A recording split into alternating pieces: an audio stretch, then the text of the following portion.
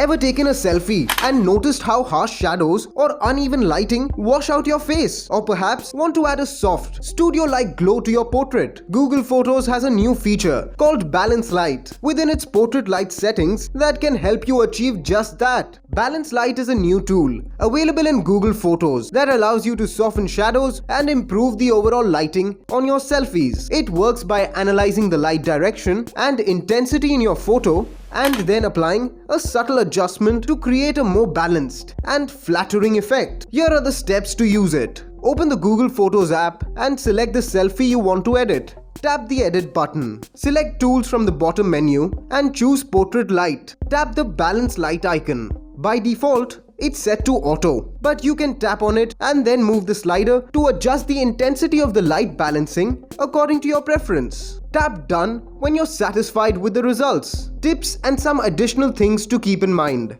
Before we get to that, if you find this video helpful in any way, don't forget to hit that subscribe button as it really motivates us to keep making such content. Start with a well-lit photo. The better the original lighting, the more natural and realistic the results will be. Use Balance Light sparingly. Too much of it can make your selfies look unnatural or washed out. Experiment with different angles. Try moving the light source around to see how it affects the shadows and highlights on your face. Balance Light is currently only available on Pixel 7 and later devices, including Pixel Fold. It works best on selfies, where the face is clearly visible and takes up a significant portion of the frame. Balance Light can be used on both new and old photos in your Google Photos library. Overall, Balance Light is a great tool for improving the lighting of your selfies. It's easy to use and can make a big difference in the overall look and feel of your photos. If you have any queries, please let us know in the comment section down below.